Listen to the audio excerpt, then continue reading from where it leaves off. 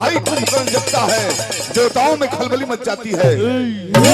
मेरा पुत्र मेघनाथ जो इंद्रजीत के नाम से जाना जाता है, इंद्र पर विजेता हुआ है, और तुम बंदर भालू की सेना लेकर चढ़ाई कर दिया। डायरेक्टर कहते रहे कि चारे गो एने दुशासन कहते रहे कि आई हां ढेर घबराई बताया के साजे लागो भाई बेंजू वाला बाड़े एगो अच्छा बेंजू वाला काहे कहल जाला पूछो काहे इनका लगा माइक नहीं ना कुछ बोली है ना गूंग होला लोग हम से के बाबा से गौनो ही रहे। हां अच्छा गड़वा आ जाने की पेट झरे लागल इनको 7-8 बजे के समय रहे सवेरे के। हां अब भइल के नहीं कौर मरवे कौर बा हां तो बबे के यहाँ बिलम जाए के हां गाड़ी पर हमने के बिलमला का मतलब तो सब बुझता नहीं। हाथी के खर्चा लग हां तब वो दिन रोकर नहीं जा हम कमलबास बबे के यहाँ हां छोरा ले ले ए बबुआ 3 सवांग थाक कर ले फ्रूटी ढोत बाबा तो लाभ ले ले मैंगो फ्रूट चलत रहे। जब पिए खाए वाला ब्यास नहीं के तो मैंगो फ्रूट चले। यस पाइप डाल के 3 सवांग थाक के हाँ है बोल दी हलू जाई ना तो दुकानदार का लगा फोन होता तो वो कहता हमारे सांझी खान के लिए स्टॉक लो तो खाली हो गई बाबा माफ करी सब हाथ जोड़ दे बेंजी वाला सब हेल के बबुआ पेट झरता। अब शेख बाबा सुत गइल बनी ए गाड़ी निकालो निकालो बैठाओ नहीं जा मेहरवा ले कहने जा कुतुबुद्दीन डॉक्टर साहब कुतुबुद्दीन डॉक्टर साहब बड़े कहले कि देखिए अंग्रेजी दवा चलाना ठीक नहीं है, लगातार प्रोग्राम है। रात प्रोग्राम में पनीर चला था, हम कहीं प्रोग्राम में ना तिवारी जी के यहाँ चल रहा अच्छा इसका मतलब बहुत ज्यादा खा लिया है। नींबू का प्रयोग किया जाए। अरे हमको तो अच्छा बात बा ठीक हो जाई जी जी बड़े बड़े नींबू 5 गो कीन के अरे बबुआ अनीस अल्लाह तो खाना मोहि का अनीस बाबू अल्लाह तो सीधा साधा दिमाग के हमें प्रोग्राम में निकले के बेरा जगह लागो लादल गोई बस तब पूछने की आई अनीस सब ठीक बड़ा हो ब्याह जी ठीक बा पेट झरत तल कब्ज हो गइल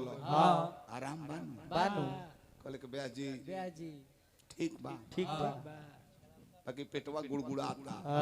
अरे मर्दे ठीको बा गुड़गुड़ा तो बा ई कैसे कहले कि ना नींबुआ का प्रयोग कइला जी दिक्कत ई है बाकी जले नींबुआ लगौले रहत नहीं नु अच्छा तले ठीक रहता काढ़ता नहीं तो फिर झरल मर्दे पागले हवा का तरह के नींबू घोर के पिए के दिहर लो आ तू मोहाच जाम करे खातिर लगा ले कहती ना ये काला से हमार नाम ढेर ऊंचा ना हो गइल काहे कोनी हो एक तो बाबा के कहे कुछ मौका लगी आ दूसर का है नायका लोइल बा रामायण महाभारत का तथा है प्रेमी वालों के कहे का नहीं चाचा रोवा खिसियाई मौत नायका फाइन लो आई अपन रात जियान को कहल बालो केहू मैट्रिक में केहू इंटर में केहू मेडिकल में तैयारी करत होई केहू इंजीनियरिंग के तैयारी करत होई अपन कीमती समय दे कहल बालो काहे खातिर तनी मनोरंजन होई तो जरूरी बानी यस फिल्म चलता तो प्रचार नहीं खेम आवता कैसे टीवी ना चले दिल्ली लड़का लोग के हाथ में मोबाइल नहीं देले बाकी तबो लड़का बोलिए से लौटो नहीं टीवी चलाओ तो ले सो तो हम कहने की का देखत रहे तो रामायण पापा बैठ के संगे देखो रामायण में अच्छा बात आई तो रामायणों में अच्छा चलता चाचा ओहो लगे क्रिस आदित्य बैठो रहे लो मलकिनी बगल में रामायण चलता रावण ललकारता वनवासियों जिस रावण के चलने से धरती में डगमगाहट हो जाती है। मेरा भाई कुंभकर्ण जपता है, देवताओं में खलबली मच जाती है। मेरा पुत्र मेघनाथ जो इंद्रजीत के नाम से जाना जाता है, इंद्र पर विजेता हुआ है, और तुम बंदर भालू की सेना लेकर चढ़ाई कर दिया। ये लो मेरा प्रहार। हम कहनी कौन बाण चलो ही है नहीं है ध्यान से देखो तानी जा हाँ जन्नी बोली तो लो पैसा धन्यवाद बबलू बा के माला पहनाओ नहीं हो या अब बबलू बा के बार बार माला पहनावले के माने होला कि बार बार 1000 पाए तो हमरा दिक्कत हो घाटा लग आज ईटा नहीं पहनाओ नहीं हो बबलू बा के गोल लगने है सही 500 भेले बने हमरा के हाँ भोला दानी बनौल रही अब हमार लड़का देखता हाँ मलिकार हम देखते नहीं हाँ रावण ललकारता ये लो मेरा बाल ये लो अले बबुआ उघारे प्रचार आ गई का लक्स इंटरनेशनल हम तो दूसरा और ताकल लगने के भाई लक्स साबुन का प्रचार हो हाँ लड़कवा पूछा था छोटा का पापा पापा वो पतलकू लाम हवे नु हाँ हाँ बबुआ हाँ मोटका लावन हो बीच में इसमें साबुन लगावती है कौन है हमका चुप रहो चुप रहो सुपने खिया ही हो हाँ नाक कान कटाए वाले बा पहले ही से मुलायम करत ही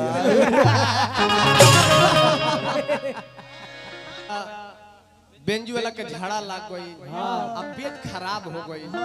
हमरा के यहाँ के बेचारू पनीर इतना ना खा ली हले बॉल पड़ गई डॉक्टर के यहाँ गईले तो डॉक्टर साहब नींबू सेवन करे के बतौले तो कहने जब जब नींबू हिजा राखस तो पेटवा आराम रहे आ ना तो हटा दे तो मने अब खड़े छे ई बात ना हो वहाँ के बेंजू वाला के नाम संदीप हो संदीप हाँ भाई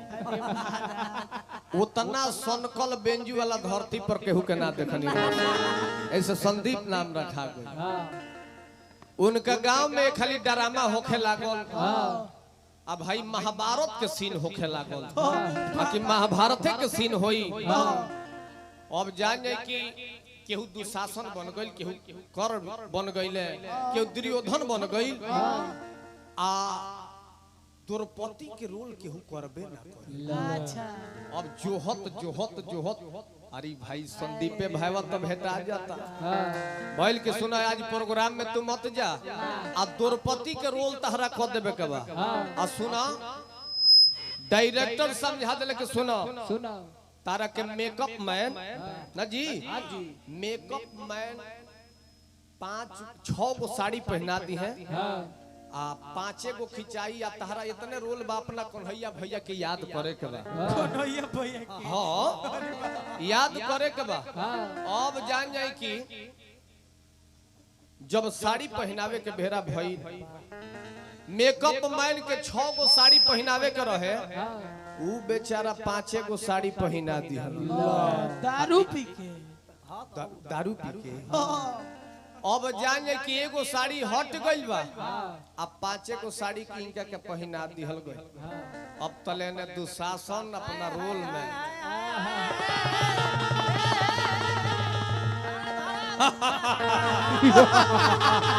पंचाली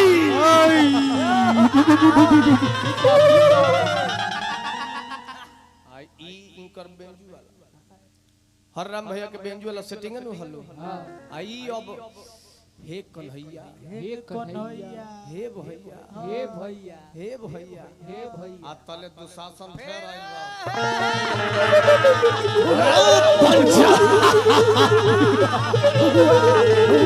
आ तले साड़ी एगो लौकल बा दुशासन के कहे के रहे कि तू 5 गो खींची है एगो साड़ी छोड़ दी हो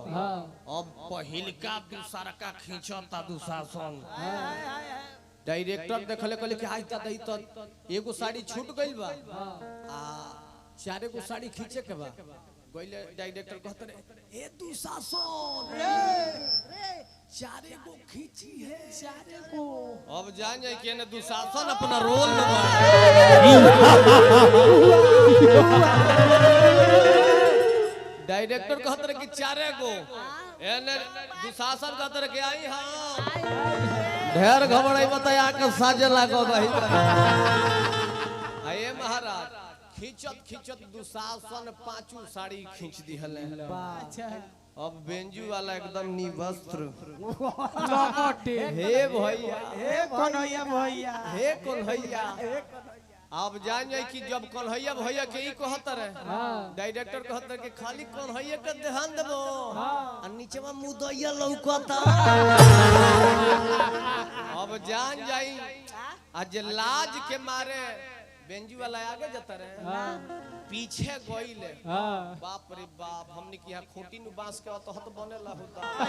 यारी बाप रे धनी हो जे पीछे मुहे गइले का जने हाथना बांस के खूंटी का जने कामना देह में लुकाई ली 1.5 महीना दिन बेचारा बेड रेस्ट मैं सजिंदा मिल के मलहम तैयारी करे लो ए भाई ना चाहिए लेकिन आई तो हनुमान जी से कह चले